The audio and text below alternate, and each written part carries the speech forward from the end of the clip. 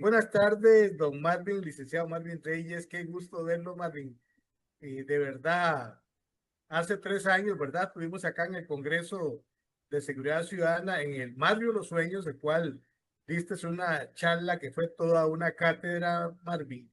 Y acá en Costa Rica, cuando tengo que hablar de los congresos, siempre me recuerdan la participación tuya, Marvin. Buenas tardes, un gusto saludarte. Se encuentra conectado el licenciado Carlos Villegas también, por si Carlos ahora te saluda. Adelante, Marvin, buenas tardes. Sí, buenas tardes, Julio, gusto saludarte. También al señor Villegas, un gusto también. Les mando muchos saludos desde acá de El Salvador. Y sí, definitivamente el Congreso fue muy bueno. Llegaron autoridades costarricenses ahí, incluido el ministro de Justicia y otras autoridades. Me parece que miembros del partido del actual presidente, Chávez, y otros personajes que estuvieron ahí presentes. Muy bueno el ejercicio. Y, y bueno, estamos aquí para desarrollar esta plática, para que los amigos que están pendientes del canal, pues, tengan un panorama de lo que está pasando en torno a este tema de las cárceles, ¿verdad? Y lo que pretenden hacer en Costa Rica versus lo que tenemos aquí nosotros. Gracias, Marvin. Carlos, adelante, si quieres saludar. Gracias, bueno, cordial saludo, Marvin. Aquí estamos tratando, le decía a don Julio, de engrandecer con ustedes esos conocimientos. Soy penitenciarista porque trabajé 24 años en el sistema penitenciario y, y la verdad es que es un tema muy interesante, la situación de las cárceles, ¿verdad? Porque, bueno, a veces se quiere minimizar la seguridad de un país, pues lógicamente también hay que valorar el tema carcelario, por un lado. Lógicamente nosotros, pues, con nuestras leyes que tenemos, pues, habría que ver cómo se va a manejar, ¿verdad? El sistema del, del CACO acá, así le llaman CACO, ¿verdad? Sí, porque la ley de nosotros, este, hasta el momento, ¿verdad? Pues privado de libertad es privado de libertad, entonces es un tema muy interesante, es un tema demasiado interesante. Así que esperamos, espero instruirme bastante con el conocimiento tanto de don Julio como su persona, ¿verdad? Y ahí estamos a la orden. Yo vivo en Pérez Celedón. Pérez Celedón es el cantón 19 de la provincia de San José, rumbo al sur, rumbo a Panamá. Ahí estamos a la orden. Gracias. Bien, amigos y amigas, buenas tardes. Damos inicio al programa de hoy, miércoles. Como todos los miércoles, estamos a las 6 de la tarde a través de este canal de Zoom, a través de la plataforma virtual de Facebook Live, donde compartimos con amigos y amigas, seguidores de este programa. Les saluda Julio Corrales Bustos, del Observatorio Nacional por la Paz y la Seguridad Humana en Costa Rica. Esta tarde tenemos un invitado muy especialísimo, donde estaremos tratando un tema de actualidad con relación al desarrollo de la seguridad en nuestro país, Costa Rica.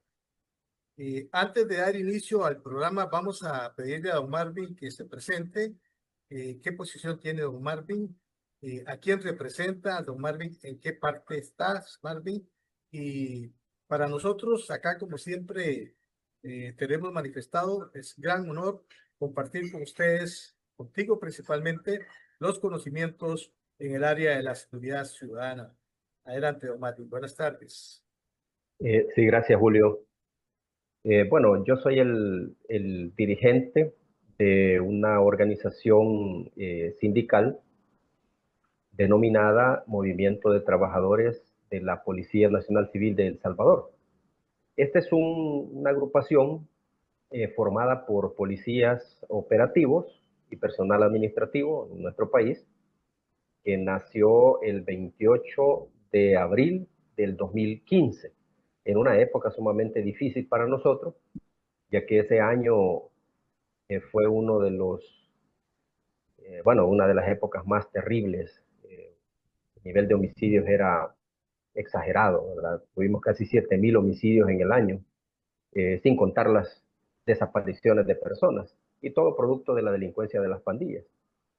Solo ese año murieron 57 policías a manos de estas estructuras criminales, y conformamos esta organización con el fin de hacer valer los derechos de los policías en El Salvador, presentar propuestas también a las autoridades y que fuera cambiando un poco el panorama interno, ¿verdad?, de las políticas laborales hacia el personal policial, y por supuesto que a nivel gobierno se tomara en cuenta nuestra opinión. Antes de eso el policía no tenía voz. Hoy el policía tiene voz y se manifiesta a través de la organización. Yo he fungido en la policía 21 años como agente operativo. He estado en muchas áreas operativas, de investigaciones, de análisis, de inteligencia, de estadísticas, y también soy profesor, ¿verdad? Soy maestro, soy docente. Y me dedico también a esa labor. Bueno, en nuestro país, este tipo de organizaciones son atacadas por su naturaleza, ¿verdad? Ya que en nuestro país es bien difícil ser sindicalista porque uno se topa con la barrera de los gobiernos, que no dan apertura, que no fomentan el diálogo, y es bien difícil, pero ahí vamos nosotros avanzando. Nosotros nos encontramos en San Salvador, en la capital de El Salvador, en la ciudad de San Salvador, y desde aquí nosotros pues contactamos con los demás compañeros que están en los diferentes departamentos. Nuestro país es un país pequeñito, bueno, en, en, en Centroamérica, pues es de los más pequeñitos, bueno, es el más pequeñito comparado quizás con una provincia de Costa Rica, ¿verdad? Cabe El Salvador unas 4 veces ahí. Pero, sin embargo, hemos tenido unos episodios bien difíciles en cuanto a la delincuencia y sobre todo convulsiones internas, guerras, problemas de narcotráfico, problemas de inmigración, pobreza, desempleo. Es una gama de cosas que nuestro país tiene y manifiesta, ¿verdad? Y que en los últimos tiempos pues ha venido cambiando esa situación. Digamos así, en grandes rasgos, ese es un preámbulo de lo que nosotros somos, qué representamos y qué es lo que buscamos con esta representación ante los gobiernos que estén de turno, pues, y las autoridades también de la PNC de El Salvador.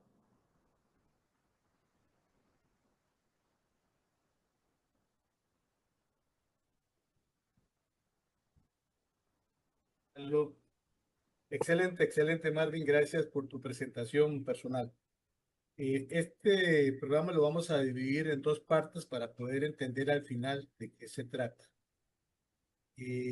La primera parte, a ver, el programa se trata propiamente sobre la construcción de una megacárcel en nuestro país. Esta megacárcel va a estar ubicada en terrenos de lo que actualmente conocemos en Costa Rica como el Centro Penal La Reforma. Esto queda en la provincia de Alajuela, en San Rafael de Alajuela. He de mencionar que no pretendo desde Costa Rica, no pretendo decirles a la comunidad, los costarricenses, que no estoy de acuerdo con la construcción de la megacárcel. Mi participación en este programa, en este tema, es meramente social y es meramente desde el concepto de la seguridad ciudadana. Como especialista en muchos años, más de 35 años en el área de la seguridad ciudadana, y algo he aprendido para poder decir en un sí o un no.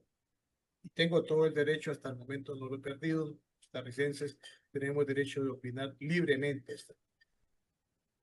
La construcción de esta megacárcel ubicada en los terrenos del Centro Penal La Reforma y se construye, según los analistas que hicieron la propuesta de esta construcción, con el fin de reducir la inseguridad en el país, que por cierto está muy, pero muy elevada, y con el fin de que el Poder Judicial no ponga como pretexto la libertad de gente peligrosa por falta de espacios en nuestros centros penales.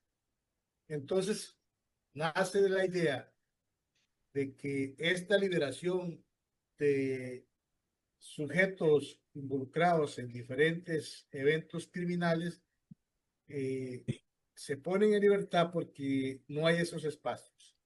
Hay una sobrepoblación en nuestras cárceles que algunos ya hace mucho tiempo han manifestado una violación a los derechos humanos de los privados de libertad, pero eso será otro tema, la cual yo no quiero involucrar. La construcción de esta megacárcel persigue la finalidad de tener 5.000 espacios. Esa es la meta de esta megacárcel. Me preocupa mucho en este tema el tema de la inseguridad del país, que viene en aumento. 2026 y 2025 fue un desastre, 876 por ahí, casi 900 homicidios violentos, muchos, casi un 70%, un 80% por el tema de sicariato, ajuste de cuentas, peleas de territorio, etcétera. Todo esto dentro del contexto criminal. Muchas víctimas colaterales, más de 80 víctimas en el 2025, de personas que perdieron la vida, que no tenían que ver absolutamente nada en el tema de las luchas territoriales que se están dando. Todo esto hace que la ciudadanía tenga ahorita, en este momento, como su principal preocupación la seguridad ciudadana. Y es que no es para menos cuando hace un tiempo atrás decíamos que no debíamos de exponernos en las calles luciendo prendas, joyas, relojes finos, cadenas de oro, opulencia. Algunos años atrás, los expertos en seguridad decíamos que la víctima era que se exponía, provocaba a que el victimario lo dañara. Entonces se decía que era peligroso salir a las calles y después se decía que era peligroso salir en las noches a ciertos lugares en las calles. Pero resulta que pareciera ser que ese paradigma se ha roto y ahora hemos visto en los últimos meses cómo han perdido la vida personas dentro de sus casas, cómo han perdido la vida personas dentro de sus negocios comerciales, dentro de sus empresas, cómo han perdido la vida al interno, inclusive de una institución. Bueno, entonces, partiendo de esta situación, nos dice en su libro el doctor Javier Gamero Quinusita, ya no hay lugar seguro y en Costa Rica lo estamos viviendo. No podemos decir de que porque podemos ver las casas hoy día llenas de rejas y eso no sirve para nada para prevenirnos de ante una eventual situación de sicariato o por un problema, un daño colateral. Entonces el riesgo del ciudadano es muy alto, es muy grande. No vamos a hablar si el gobierno lo está haciendo bien o lo está haciendo mal. Esa no es la temática del programa. Lo que sí vamos a hablar es de que hay una gran inseguridad y de que no vemos una ruta definida de lo que el costarricense espera para sentir seguro su familia, sus bienes y sus propiedades. Esta es la primera parte del programa donde nos preocupa la seguridad nuestra en las calles, en los parques, en las casas, en un centro comercial. No hay lugar seguro. Y bien, entonces ante esta situación, estamos pensando de que puede que tenga razón las personas que dicen que el aumento de la inseguridad se debe a que los privados, a las personas que se deben privar de libertad, se les deja a la libre con algunas medidas cautelares que no son suficientes. Algo otros con un brazalete que tampoco ha sido suficiente. Hemos escuchado y visto noticias de delincuentes, de criminales que portan un brazalete de detección que hasta el momento no sentimos, por lo menos yo no siento que eso esté funcionando. Entonces, viene esta mega cárcel con el fin de garantizarle a los costarricenses que sí vamos a estar más seguros, porque ahora entonces los agresores van a ir a cumplir la pena a esta megacárcel que se llama CAC. Su ubicación es propiamente, como lo dije al principio, en San Rafael de Alajuela, y que es un lugar, y es ahí donde yo paso mi posición, es un lugar que está rodeado de construcciones, de condominios, de edificios, de bodegas, locales comerciales, centros comerciales, escuelas, colegios. De verdad, me pongo a pensar que cuando se hace esta propuesta de construir en este lugar, los analistas que le recomiendan a nuestro presidente de hacer esta megacárcel en este lugar, no consideraron el entorno, donde a criterio mío, muy personal, hemos visto en otras oportunidades cuando han habido fugas de reos de la reforma, el amplio operativo policial que se despliega a todos los sectores, casi que a 5 o más kilómetros a la redonda, afectando a miles de ciudadanos, cientos de comunidades sometidas al miedo, al temor, al me voy a encontrar con esos sujetos que se tocaron, al miedo, van a meterse a mi casa y se van a ir a esconder ahí, al miedo, van a encontrarse un familiar y lo van a agredir, le van a hacer daño. Es decir, del miedo pasamos a un pánico, casi que de terror, con lo que tenemos ahorita. Yo no me imagino con esta megacárcel, 5.000 privados de libertad, una emergencia como la que ya mencioné. No me imagino el caos en este sector, provocando hasta, ¿por qué no?, problemas mentales a la ciudadanía, a niños, hombres, mujeres, ancianos, preocupados de que se puedan convertir en una víctima colateral, bien sea de la misma policía que anda buscando a los fugados, o bien sea del mismo fugado o las personas que se han dado a la fuga. Entonces mi posición va en ese sentido, en el sentido que no es el lugar más idóneo para construir esta megacárcel en este lugar por el riesgo y el aumento de la inseguridad, que ya de por sí es mucha, para estas poblaciones. Debo de manifestar que le he hecho de conocimiento esta semana, mediante correo electrónico, a nuestros 57 diputados, para que ellos no vayan a alegar el día de mañana que no sabían, que nadie dijo nada, que ellos creían que todo estaba bien, que no, ellos no tienen culpa de nada. Con este correo electrónico, lo tengo confirmado, que lo recibieron en sus oficinas, el día que pase algo, tenemos nombres a quien decirles, ustedes son culpables.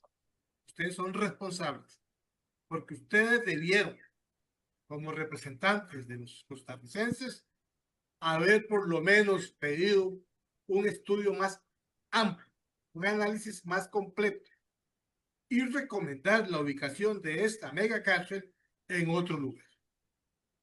En Costa Rica, gracias a Dios, tenemos todavía mucho terreno, muchas propiedades baldías alejadas de la población donde se pueda ubicar esta megacárcel. Porque si lo que se pretende es hacer algo parecido a lo que tiene Nayib Bukele en El Salvador, pues estamos lejos de emular eso. Porque las fotografías, y ahora nos lo va a confirmar don Marvin, del lugar donde está ubicada esta megacárcel, está lejos de poblaciones superpobladas. No así la megacárcel Caco, que está casualmente ubicada en el corazón de la gran área metropolitana. Entonces, mi posición va en ese sentido. No va en contra de la construcción, que eso es responsabilidad de nuestras autoridades, pero sí estoy en contra de la ubicación.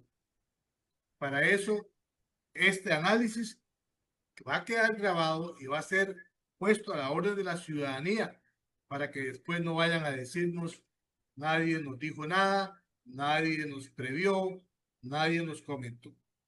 Esta es la primera parte del programa del día de hoy a través del Observatorio Nacional por la Paz y la Seguridad Humana en Costa Rica. Y pasamos en esta segunda parte a darle los micrófonos a don Marvin Reyes, quien es representante de la Policía Nacional de El Salvador, quien va a comenzar contándonos por qué se construye esta megacárcel, por qué se ubica en este lugar y cuáles han sido los resultados hasta el día de hoy de este proceso de los privados de libertad con relación a la seguridad ciudadana. Don Marvin, buenas tardes, los micrófonos son suyos. Gracias, Julio. Primero, hay que poner en contexto a los amigos que siguen este programa y comentarles que la cárcel, digamos la mega cárcel que se construyó en El Salvador, que es conocida como CECOT, que es el Centro de Confinamiento del Terrorismo, fue construida a finales del 2022. ¿Por qué razón se construyó? ¿Y por qué se pensó en esas dimensiones? Resulta que cuando el régimen de excepción se instauró en nuestro país, que es una herramienta constitucional para controlar situaciones que se han salido de control a nivel de la sociedad y que fue solicitada por el presidente Bukele el 27 de marzo de 2022 a raíz de una serie de homicidios que se produjeron en el sábado 26 de marzo, y que fue producto de la actividad de las pandillas. A raíz de eso, empieza una serie de operaciones por parte de la Policía Nacional Civil y se empiezan a capturar los pandilleros. Se empiezan a capturar por decenas, por centenas. Bueno, hubieron días que se capturaban más de 1000 pandilleros en un solo día.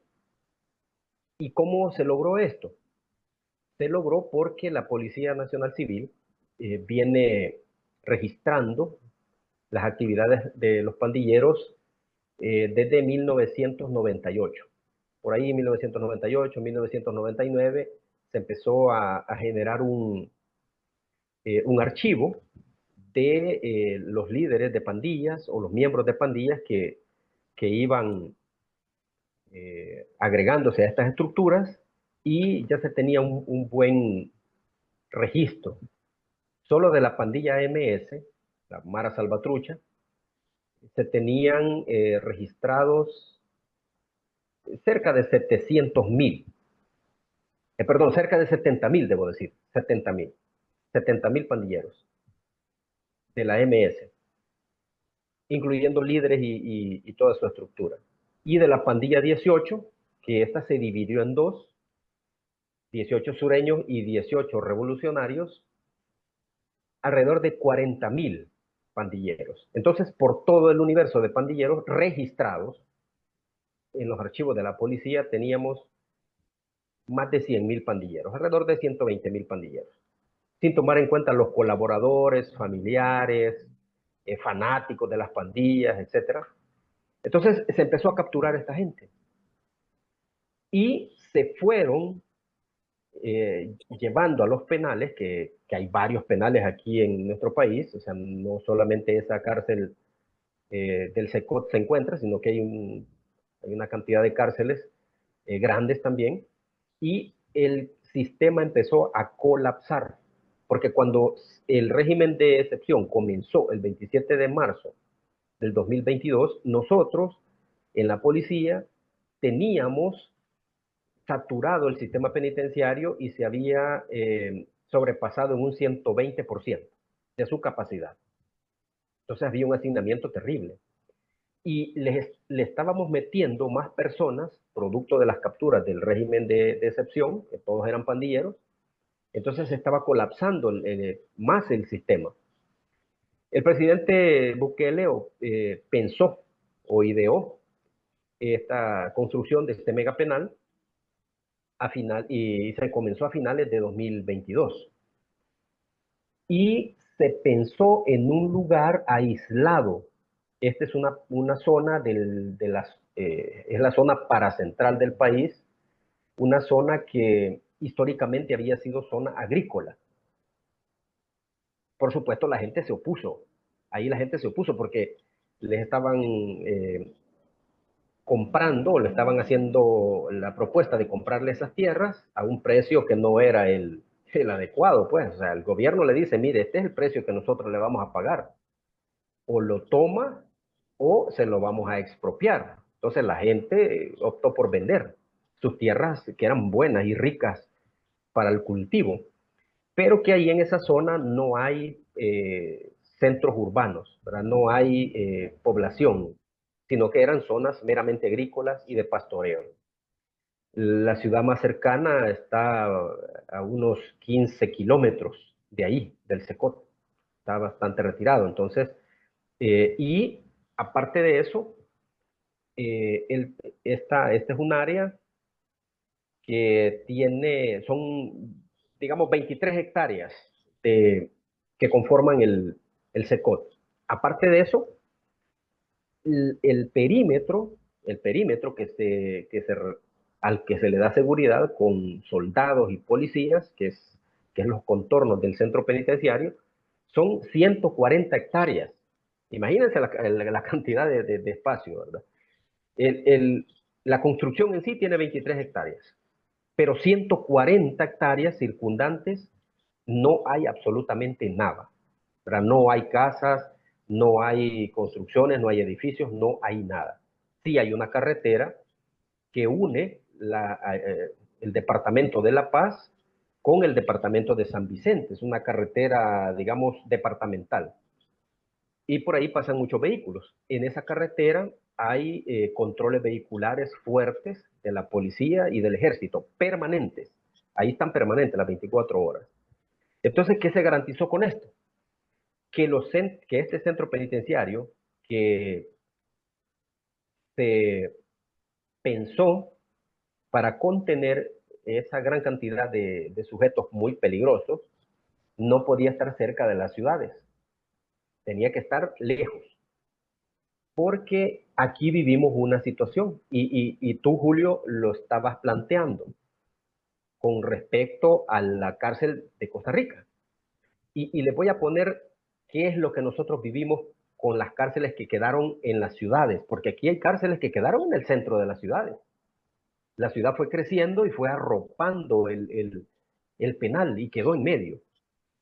¿Qué es lo que pasaba aquí en El Salvador con esas cárceles? Los familiares de los delincuentes iban y alquilaban casas cercanas al penal, o a la fuerza sacaban a las personas de las casas y se adueñaban ellos, o sea, las usurpaban, amenazaban a los dueños de las viviendas, los amenazaban de muerte, les daban 24 horas para que se fueran, la gente sacaba sus cosas y dejaban las casas abandonadas y los delincuentes se iban a vivir ahí, cerquita del penal, para estar pendiente de los presos, porque en el anterior al régimen había visita, había cierta comunicación en los penales, ¿verdad?, de los familiares. Entonces, ¿qué hacían los pandilleros? Mandaban mensajes a través de diferentes medios con los familiares que llegaban de visita y ahí se generaban órdenes. Ahora, ¿qué pasaba con esas colonias circundantes? Se convertían en centros de operaciones de los delincuentes que estaban afuera. Vean qué complicado. Y aquí la gente, digamos, trabajadora, la gente honrada que quedaba en medio de todo eso, vivía una zozobra. La gente, por último, dejaba sus casas o las alquilaba a otras personas porque ya no podían vivir ahí. La inseguridad era demasiado. Entonces, lo que tú, Julio, planteas tiene una gran validez porque ese penal que van a construir en Costa Rica, yo pude ver las imágenes del terreno, está rodeado por condominios. Y me imagino, son condominios, no son empresas, ¿verdad?, sino que son habitacionales para familias, ¿verdad?, que viven ahí. ¿Y cómo van a tener ese penal ahí en medio? ¿Por qué no buscaron un terreno aislado, pues, que permitiera el control desde una distancia favorable para las autoridades? Pero ¿y ahí? Si algún tipo de los familiares de estos delincuentes se le ocurre tomarse un apartamento de esos, puede amenazar a las personas y sacarlas y vivir ahí y desde ahí estar observando el movimiento de las autoridades cuando hacen cambio de guardia, una serie de aspectos. Lo otro es que estando un penal así de cerca de centros urbanos, cuando inhiban la señal telefónica, va a afectar a todos los que están ahí. No van a tener señal, no van a poder tener internet, se van a ver limitados en su movilidad.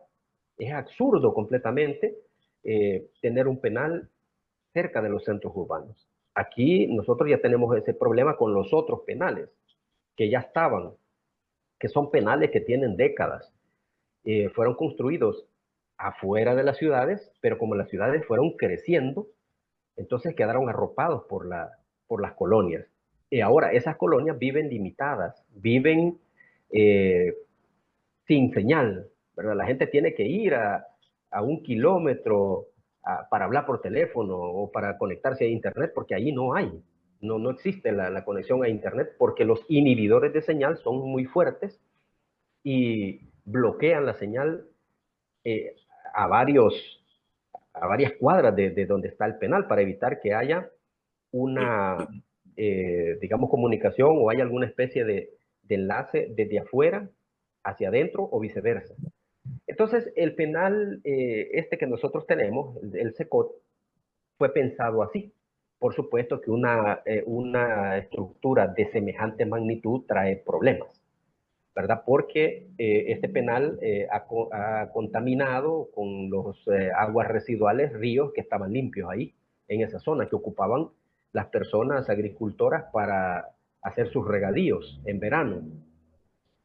Hay también contaminación ya de basura y por supuesto en toda esa zona nadie puede acercarse, ¿verdad? Nadie puede ir, como dicen, de camping, ¿verdad?, por ahí a explorar porque se va a topar con los cercos militares y policiales y lo van a arrestar, ¿verdad? Lo van a arrestar, lo van a meter preso porque no tiene nadie autorizado a andar caminando por esa zona sin ninguna justificación. Ya hubo un intento de un grupo, de un pequeño grupito, que capturaron, que le encontraron unos binoculares y hasta un mapa del SECOT. Vean qué complicado. Ya andaban algunos por ahí en algunas elevaciones observando el penal, cómo era, y encontraron unos binoculares abandonados donde ellos huyeron, ¿verdad? Ese grupito fue capturado posteriormente. Y eran grupos de remanentes de pandillas que todavía faltaba que capturar, pero que andaban merodeando ahí las zonas y se reforzó la seguridad. Hay una cantidad importante de soldados ahí para resguardar las 24 horas esa cantidad de reos que hay ahí, que son alrededor de 20,000. Marvin, 20,000 pandilleros. Marvin, cuando hablas que hay una gran cantidad importante de policías y miembros del ejército, ¿cuántos? Muchos, miles, cientos. Sí. ¿Con cuánta gente se da la seguridad a todo ese sector? Porque estamos hablando que son muchas hectáreas. Exactamente, estamos hablando que son alrededor de 300 soldados los que hay ahí, más otra cantidad, alrededor de 100 policías, o sea, 400 personas solo en los contornos, aparte de el penal, ¿cómo se llama? El personal penitenciario que está interno, ¿verdad? Ese número no lo sabemos nosotros porque está con restricción, pero ellos están internos, ¿verdad? Los que cuidan las celdas y ven las instalaciones internas. Lo que está afuera, hablamos de 400 personas armadas, que no cualquier grupo va a intentar llegar y querer sacar a alguien de ahí, porque sería básicamente imposible. Tendrían que llegar con algún armamento demasiado pesado, que va a ser obvio su desplazamiento. Entonces, hoy por hoy esa cárcel está súper segura. No hay manera de que algún delincuente pueda escapar de ahí o intenten sacarlo con alguna maniobra desde afuera.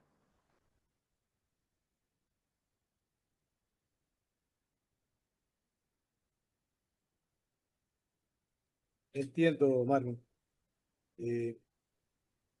Sí, la situación es, como decís vos, no es así nomás de decir aquí voy a construir y aquí va a ir la megacárcel y de verdad que uno pareciera que eso es fácil, se dice fácil, pero ciertamente vos has señalado dos aspectos también que yo no los había tomado en cuenta.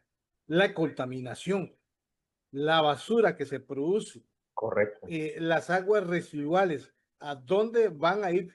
Yo ahora me pregunto, este proyecto de esta megacárcel en Costa Rica lo que tiene cerca es un río, es el río Virilla, que ya de por sí está contaminado, pero yo no me imagino la contaminación que eso nos va a generar. Licenciado Carlos Villegas, quería comentarnos algo. Sí, muchas gracias. Excelente la exposición de don Marvin. Comparto, don Julio, con usted, en el sentido de que sí, definitivamente ocupamos espacios de contención y espacios muy serios, ¿verdad? Recordemos que hablemos de reforma. Las reformas, si no me equivoco, es un perímetro donde existen como 7 cárceles, con diferente nombre, con diferente personal, etcétera. Me imagino yo, ¿verdad?, que lo que quieren es minimizar los costos de vigilancia al poner el caco dentro de estas cárceles, porque esa es la realidad. Por otro lado, el riesgo que existe es un riesgo inminente. Es más, yo en un principio pensé que esta cárcel la iban a hacer en Changuina de Buenos Aires. Recordemos que en Changuina existe unos terrenos que se los quitaron un decomiso a la banda de los Vargas y pero estamos hablando de la década de los 80. No sé qué ha pasado con esas hectáreas que hay ahí que son del Estado. Entonces ahí era un lugar adecuado porque son más de 50 hectáreas, si no me equivoco, donde igual, como decía don Marvin ahora, las poblaciones están bastante lejanas, ¿verdad? Y ahí eventualmente se podría haber hecho este proyecto, porque, bueno, ya nosotros tuvimos una amarga experiencia donde murió un policía penitenciario que fue la toma de máxima seguridad por parte de Erling Hurtado, ¿verdad? Entonces, ya tenemos esa amarga experiencia, ¿verdad? De que somos muy vulnerables. Ese es el problema, somos muy vulnerables. En eso, pues, igual lo que decía, comparto la situación de que al existir una cárcel de este calibre, hablemos máxima seguridad, rodeado ya de una zona, creo que ahí hay hasta edificios, ¿verdad? Ya bastante altos, torres. ¿Y qué tal ahí en un momento ya de una balacera, etcétera? Eso por un lado, está poniendo en riesgo la seguridad de las personas, los vecinos. Y igual el tema que dice don Marvin es muy interesante, que ha sucedido o está sucediendo en este país, que los grupos llegan a ciertas regiones y sacan a la gente, les dicen, ustedes tienen que irse porque esta casa es mía, y esta casa es para, lógicamente la agarran para vender droga. ¿Y por qué no pensar en una situación de estas que nos decía Omar? Fuera de eso también el perjuicio que viene a traer con el bloqueo telefónico. Jim, yo sé que en Reforma han tenido los vecinos problemas. Pérez Celedón, los vecinos tienen problemas, ¿verdad? Con lo que es el bloqueo telefónico. Por eso al existir especialmente que es una cárcel, hablemoslo así, muy especial, tiene que estar aislada. Tiene que estar aislada por la situación de peligro, por la situación técnica, ¿verdad? Tanto para el manejo operativo de ella, como también de la misma sociedad que estamos hablando en ese lugar. De seguridad, a mi criterio, más bien es muy vulnerable esta cárcel dentro de la periferia de la Reforma. Demasiado vulnerable. O sea, técnicamente no sé los asesores por qué permitieron o el ministro permitió de que esa cárcel se haga en ese lugar, teniendo nosotros lugares aislados donde eventualmente se puede construir esta cárcel. Muchas gracias. Gracias, licenciado. Usted ha dado el punto, ha hecho un análisis muy serio, coherente con la realidad del país y coherente con la realidad de inseguridad que estamos viviendo. Y yo lo he venido diciendo, la construcción de esta megacárcel en este lugar aumenta, número uno, la percepción de inseguridad y número dos, la inseguridad real. Y todavía eso, yo me atrevo a sumarle el daño económico que se le da a todas estas zonas que rodean esta megacárcel, por cuanto sus propiedades se verán afectadas en cuanto a la plusvalía de una persona, una familia que quiere ir a vivir a esos lugares. Y es que ahí ciertamente hay cientos de edificios de condominios. O sea, no estamos hablando de 100, no hay más de 100 edificios de condominios ahí. Solo el proyecto con casa es monstruoso. Y ahí tenemos que sumarle otra enorme cantidad de proyectos inmobiliarios en Santa Ana, en Belén, en San Rafael, en Ciudad Colón. No, de verdad, yo no sé cómo están tan tranquilos los ciudadanos que no están valorando esto que les va a pasar. No están valorando que está en juego no solamente la parte económica de sus bienes, sino la parte personal de sus vidas. Por eso he querido hacer este programa para que quede ahí en la memoria de quienes lo vayan a ver y analizar. No estamos hablando de que no se construya. No estamos en contra de que no se construya. Lo que estamos es haciendo una advertencia que el lugar donde se está planificando, porque ya dicen que pusieron una primera piedra, la construcción de esta obra no es el más conveniente para este sector oeste de la ciudad capital. Hay muchos terrenos, como lo dice el licenciado Villegas, que se pueden tomar en cuenta, están todavía a tiempo. Lo que hubo fue movimiento de tierra, pero están a tiempo de verdad de buscar el lugar. Y yo insto a los señores diputados que este video va a llegar a ellos y los responsabilizo de no alzar la voz, por lo menos por los meses que les queda en la Asamblea Legislativa, por lo menos para que sea cuestionado la construcción de esta megacárcel en este lugar y que le recomienden al gobierno llevar este proyecto a otro lugar. Don Marvin Reyes, estamos llegando al final de esta hora que los tiempos se nos hace siempre muy, pero muy rápido. Un aporte final, don Marvin, y de verdad usted ha sido espléndido en la explicación que nos ha dado sobre el proyecto SECOP en El Salvador, y le agradecemos haber sacado su tiempo desde la República de El Salvador. Como siempre, unimos a través de este medio con este servidor suyo, de ustedes, a quienes aprecio mucho, que también hubo otro compañero aquí en Costa Rica que también los recibimos también. Consideramos que lo mejor que pudimos hacer. Marvin, adelante. Sí, gracias, Julio. Y muy importante también el punto de vista del señor Villegas. Y aquí hay que establecer un parámetro que no se nos debe de olvidar. La razón por la cual se construyó el SECOT y la razón por la cual se quiere construir el CACO.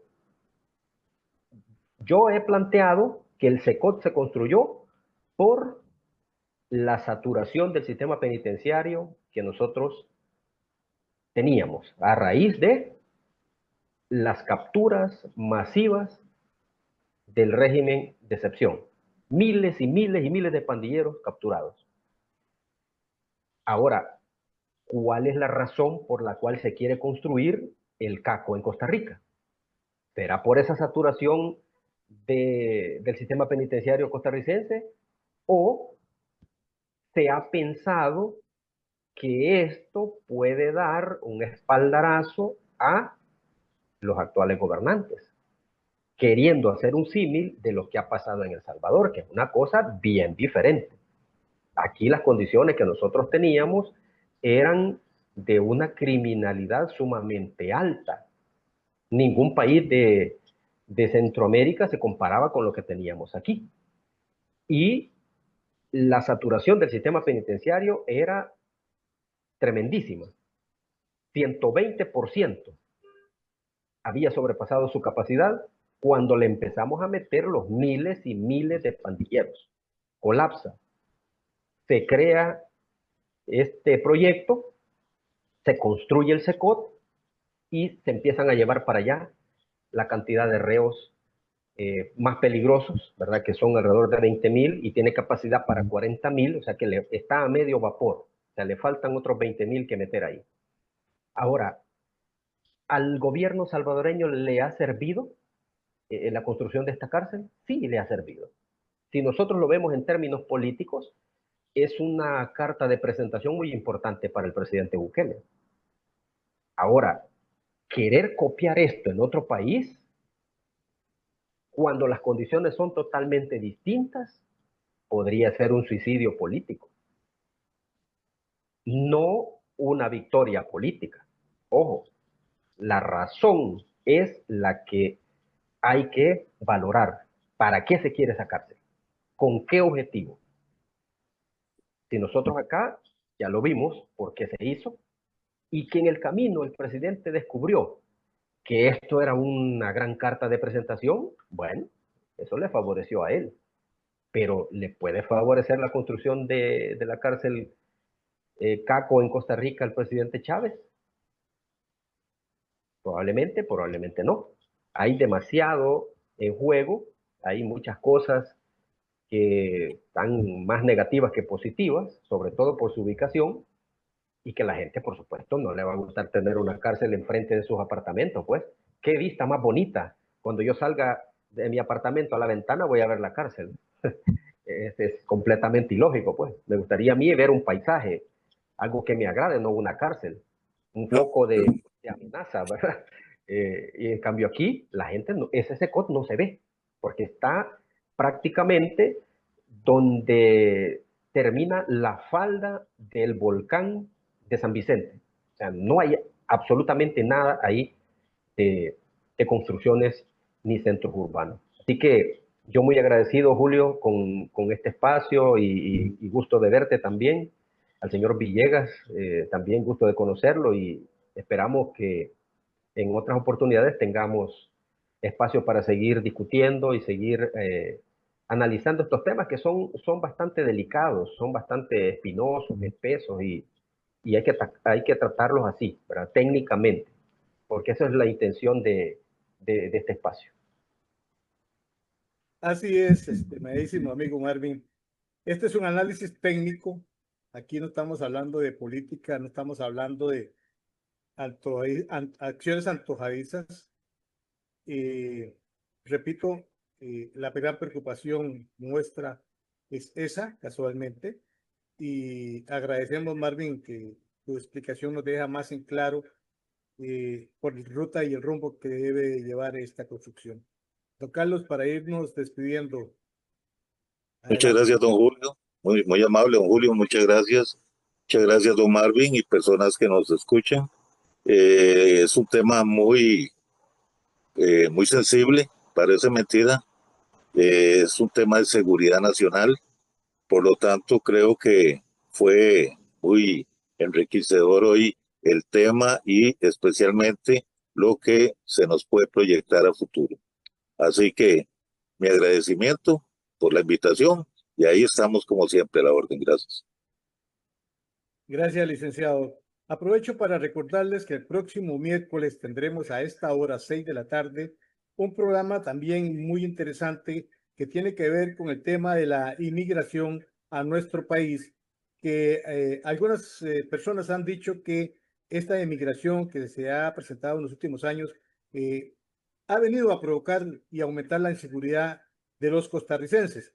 Vamos a tener varios expertos, no solamente de Costa Rica, también vamos a tener expertos de América del Sur y muy posiblemente de México, que estarán también contándonos sus experiencias con respecto a la inmigración en sus ciudades, en sus países.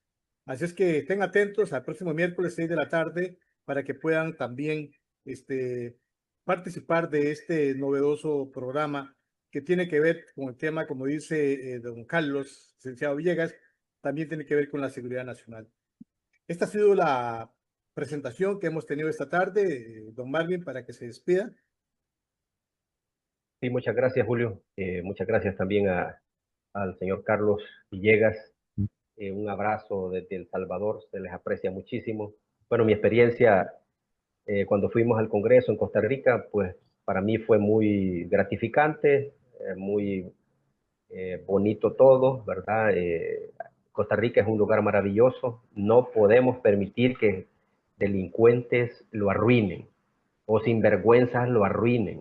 Es un país que ha dado el ejemplo a Centroamérica, pues, y no puede ser que esté retrocediendo por esa situación. Así que mi total aprecio, ¿verdad? Para todos los costarricenses, linda gente, muy amables, y aquí en El Salvador, pues les mandamos todas las buenas vibras y que vayan por buen camino y que las autoridades pues repiensen ese tipo de movimientos porque son legados que van a quedar y no pueden ser legados negativos, tienen que ser positivos para ir mejorando el país. Así que a la orden y buenas noches.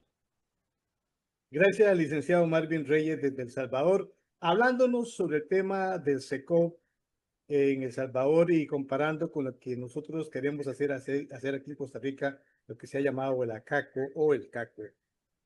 Agradecemos a don Marvin, agradecemos al licenciado Carlos Villegas que tuvo la gentileza de compartir con nosotros esta plataforma y agradecemos a todas las personas que han estado conectadas, que me han estado reportando que están viendo el programa a través de la plataforma de Facebook Live y agradecerles también a estas personas que han generado sus comentarios. Deseándoles que pasen el resto de la noche una feliz noche llena de bendiciones para todos y de verdad que aprecio mucho su atención. Don Marvin, muchísimas gracias. Como siempre, te estimo mucho. Gracias, Marvin. Don Carlos, Gracias por estar con nosotros esta tarde. Nos vemos el próximo miércoles. Nos vemos pronto, amigos y amigas. Buenas tardes. Gracias. Hasta luego.